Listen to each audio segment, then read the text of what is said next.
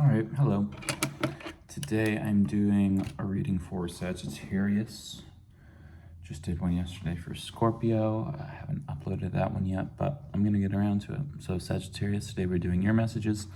This one is not as in-depth as the other one I have recorded for Sagittarius. This one is just gonna be using the Hermetic Tarot. So no oracle cards. It's a little more straight, simple to the point. I'm gonna dive in, I'm gonna pull 5 cards from you, get a little clarification if need be. We'll go from there. I already pre-shuffled, but I'm just gonna draw them now, and then we'll go from there. So I got 1, 2, 3, 4, and 5. The underlying energy for you, Sagittarius, is the 8 of Pentacles. It's giving Virgo energy, if I'm not mistaken. That's the Lord of Prudence. Just so you can take a gander there. The Lord of Prudence for you, Sagittarius. All right, so I'm gonna tap into that underlying energy, and then we can dive into the rest of the cards that we have out here, okay?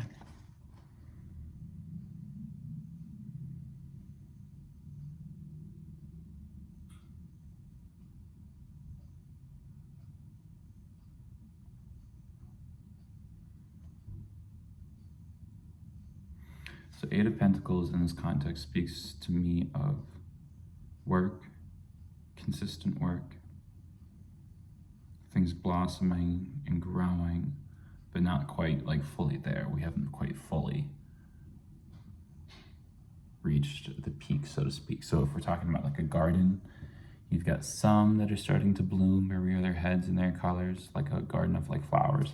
But the whole garden is not lit, so to speak. It's not fully bloomed. It's not fully arrived in its full bed of colors, but it's getting there. It's showing the signs and the progress. So there's diligence, there's a build-up, but we haven't quite arrived. We're not fully there yet. So like once you hit 9 of Pentacles, that's like financial independence, material success. So you're like at the precipice of that. All the work are there, all the stones are really in place, but you're looking for like the cornerstone or the last addition that really puts you in a fulfilled position of material success or gain, all right?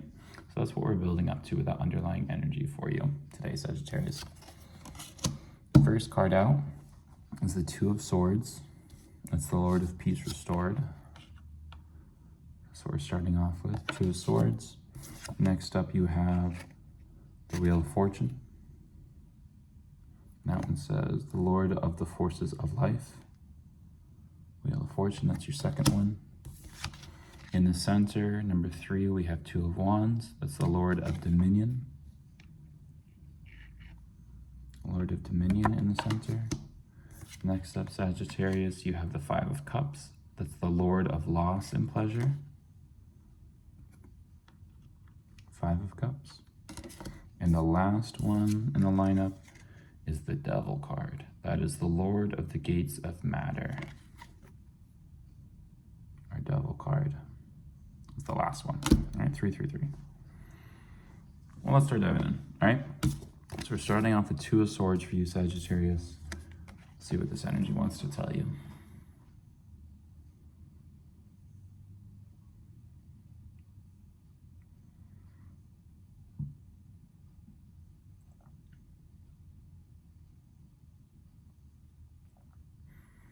Okay, this is interesting.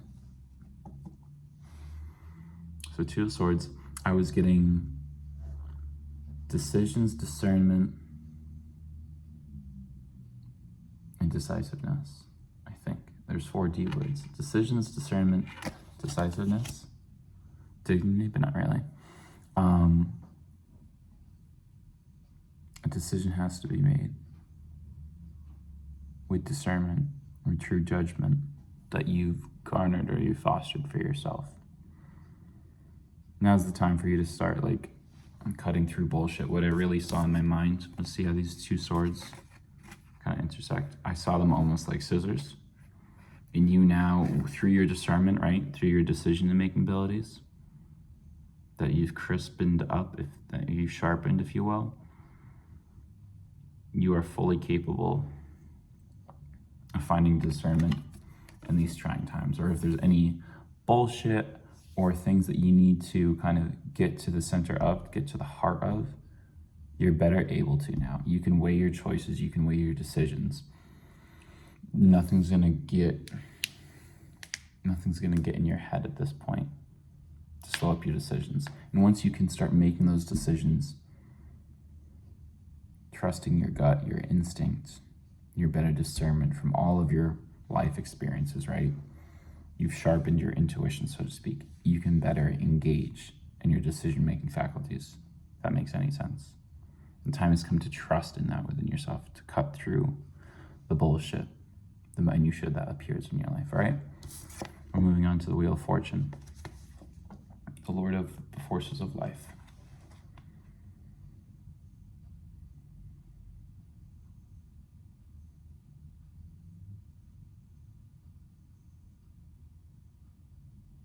Okay, so yeah, those two swords are being echoed at the top of this one, you see? Those two daggers, if you will.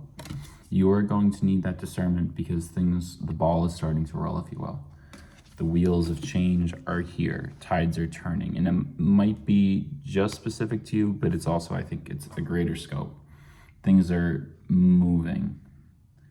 Wheels are in motion, so to speak. New events are coming into the fold. Things are unfolding, literally. And you're going to need to have that discernment, that good judgment to cut to and through the thick of it. As things are going to begin to move in your favor, so long as you're able to keep that positive mindset in check, you will start to see things as going in your favor. But you have to believe in it. And you have to know and use that discernment to know what is right for you as the opportunities roll in and what's not right for you. There are going to be things that are presented to you that are good ideas, that are good suggestions, good thoughty poos, good opportunities, but you will know. And there's two sides to your intellect now. There's the pure rational logic getting at it, but there's also the instinct, the gut, and those two in tandem are allowing you to cut through and lock in. You know what I mean? How much leverage could you have if a wrench only had one portion to it? You need two little things to hook onto like a nut or a bolt so you can twist it. If you only had one, you'd be lost. And most people operate in this world with just one. You need two, the discernment of your logical minds and your heart space, your gut, your intuition. Those combined forces, the head and the heart, when they meet together, you see through everything.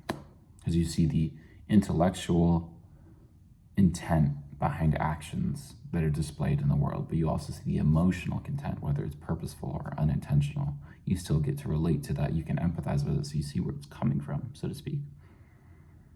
Just talking about that coming into a fold, coming into balance, and you being able to see what is best for you as the tides roll in. All right?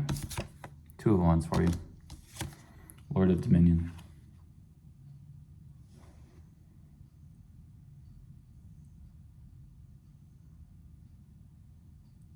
This is very simple. Very simple, and it's also kind of mirroring the Two of Swords, except this is the Two of Wands, so it's more passionate, right?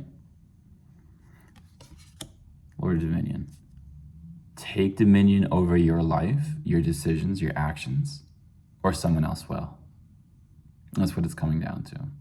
As we come face to face with authoritarian regimes, forms of government, forms of just ruling or power that's being averted over you, it's the time for humans to recognize our sovereignty. So you're at the precipice where you can claim it for yourself, right? That decision-making, that sovereignty comes with your own dominion. All right? If you have dominion over your own faculties, over your own spirit, your soul, your intellectual capabilities, but your emotional well-being, your flow in this life, then no one else can dominate you. And that doesn't mean you dominating others per se, but if you have dominion over yourself, no one else can dominate you. And if you have dominion over yourself, because so few people at this state in the game have dominion over themselves, you will inadvertently have dominion over them. Now, the wicked will use that and enforce it on others. But you, having dominion over yourself, can be an example, a light for others, in times of darkness, of tribulations, of trial, to show that one can stand in their dominion over themselves. They can stand in their divinity. They can stand in their sovereignty. And this is like kind of the nut up or shut up moment. Will you claim dominion over yourself, or you allow yourself to be dominated by someone else, or another entity, another person, what have you? That's for you to decide. But I feel the strength within you. So I think the Two of Wands is just a reminder that you have dominion over yourself. Just claim it. Five of Cups, Lord of Loss and Pleasure. All right, we'll tap into this energy.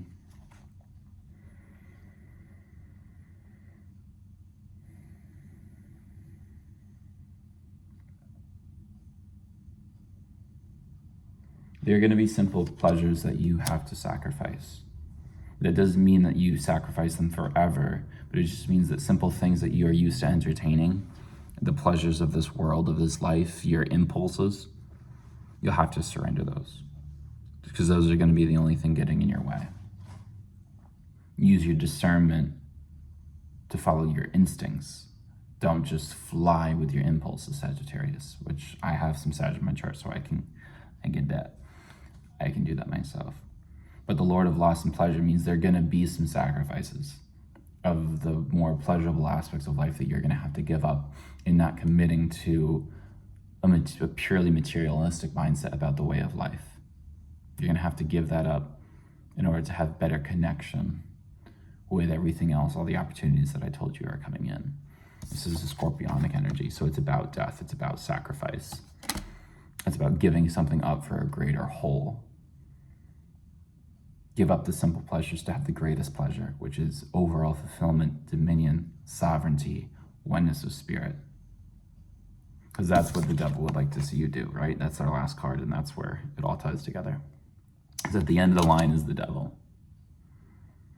So you're going to play victim to the devil, or are you going to stand in your divinity, all right? I'm going to tap into this further to see if there's anything we need to clarify, but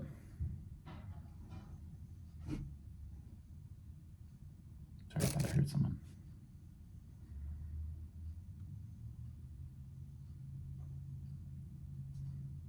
Yeah, this is just stay sharp. Like at the end of the road, you can see the devil. And if you have divinity, if you have sovereignty, if you accept and embrace your shadow, you can see the devil within you and where it rears its head.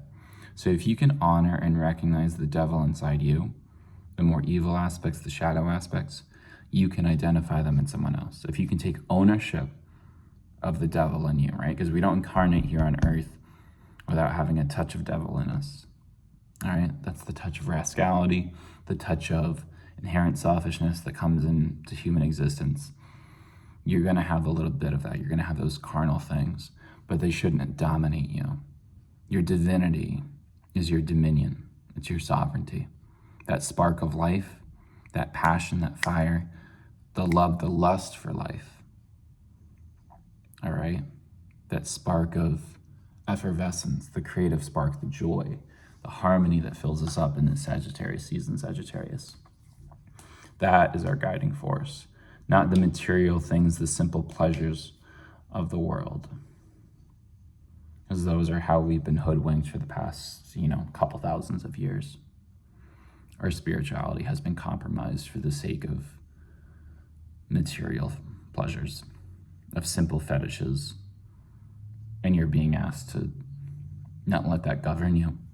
That's what this is. It's such a gross image. But, they're chained up down below under the devil there.